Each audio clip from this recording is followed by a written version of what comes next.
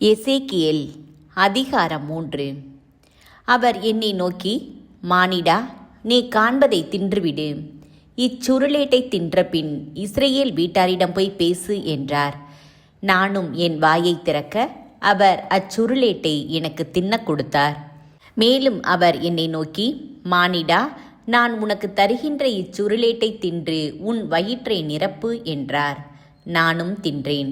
அது என் வாயில் தேன் போல் இனித்தது. மேலும் அவர் என்னை நோக்கி, மானிடா, புறப்படு, இஸ்ரவேல் வீட்டாரிடம் போய் என் சொற்களை அவர்களுக்கு எடுத்து கூறு. ஏனெனில் புரியாத பேச்சும் கடின மொழியும் உடைய மக்களிடம் அல்ல, இஸ்ரவேல் வீட்டாரிடமே நீ அனுப்பப்படுகிறாய். புரியாத பேச்சும் கடின மொழியும் உனக்கு விளங்காத சொற்களும் கொண்ட பல்வேறு மக்களினங்களிடம் நான் உன்னை அனுப்பவில்லை. அத்தகைய மக்களினங்களிடம் நான் உன்னை அனுப்பியிருந்தாலாவது அவர்கள் உனக்கு செவி சாய்த்திருப்பார்கள். ஆனால் இஸ்ரவேல் வீட்டார் நான் சொல்வதை கேட்க விரும்பாததால் அவர்கள் நீ சொல்வதை கேட்கவும் விரும்ப மாட்டார்கள். அவர்கள் தலைக்கணமும் கல் நெஞ்சமும் கொண்டவர்கள். எனவே நான் உன் முகத்தை அவர்கள் முகங்களுக்கு எதிராகவும் உன் நெற்றியை அவர்கள் நெற்றிகளுக்கு எதிராகவும் கடுமையாக்கியுள்ளேன். உன் நெற்றியை தீக்கல்லை விட உறுதி பெற்ற வைரக்கல் போல் ஆக்கியுள்ளேன். அவர்களுக்கு அஞ்சாதே, அவர்களின் பார்வையை கண்டு கலங்காதே, ஏனெனில் அவர்கள் கலகம் செய்யும் வீட்டார் என்றார். மேலும் அவர் என்னை நோக்கி, மானிடா, நான் உனக்கு கூறும் சொற்களையெல்லாம் செவி கொடுத்து கேட்டு உன் இதயத்தில் பதித்துக்கொள்.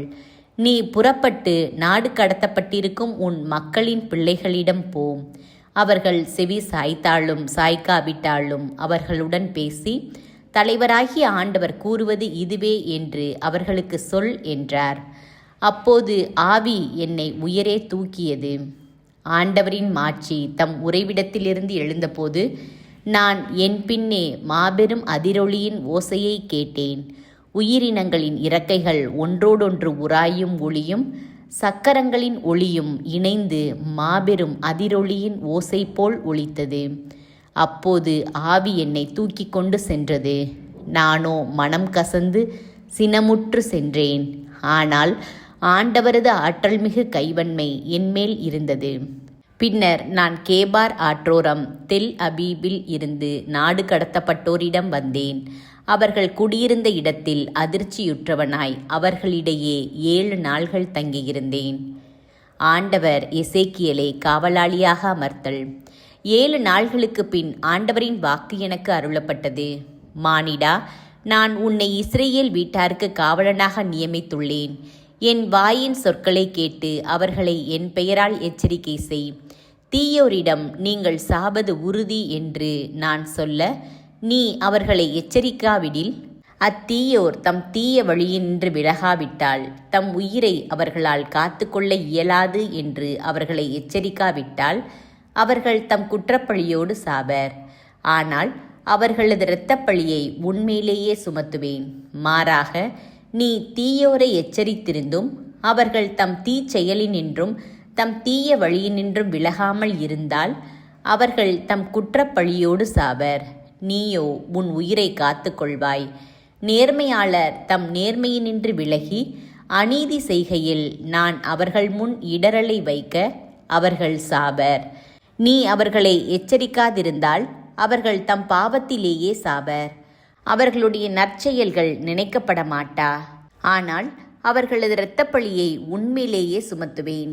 மாறாக நேர்மையாளர் பாவம் செய்யாதபடி நீ அவர்களை எச்சரித்ததால் அவர்கள் பாவம் செய்யாவிடில் அவர்கள் வாழ்வது உறுதி. நீயும் உன் உயிரை காத்து கொள்வாய். எசேக்கியேல் பேசும் ஆற்றலை இழத்தல். அங்கே ஆண்டவரின் கைவன்மை என் மீது இருந்தது. அவர் என்னை நோக்கி, எழுந்து சமவெளிக்கு செல், அங்கே நான் உன்னோடு பேசுவேன் என்றார். நானும் எழுந்து சமவெளிக்கு சென்றேன். இதோ ஆண்டவரின் மாட்சி கேபார் ஆற்றோரம் நான் கண்டதை போன்றே விளங்கிற்று. நான் முகம் குப்புற விழுந்தேன். பின்னர் ஆவி என்னுள் புகுந்து என்னை எழுந்து நிற்க செய்தது. அப்போது அவர் என்னிடம் உரைத்தது, நீ சென்று உன் வீட்டினுள் உன்னை அடைத்துக்கொள். மானிடா, நீ வெளியே சென்று அவர்களிடையே நடமாட முடியாதபடி உன் மேல் கயிறுகளை போட்டு அவற்றால் உன்னை கட்டுவார்கள்.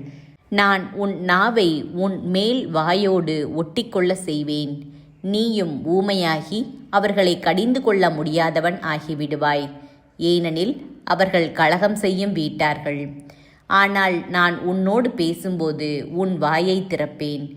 நீ அவர்களிடம், தலைவராகிய ஆண்டவர் கூறுவது இதுவே என்று சொல். கேட்பவன் கேட்கட்டும், மறுப்பவன் மறுக்கட்டும். ஏனெனில் அவர்கள் கலகம் செய்யும் வீட்டார்கள்.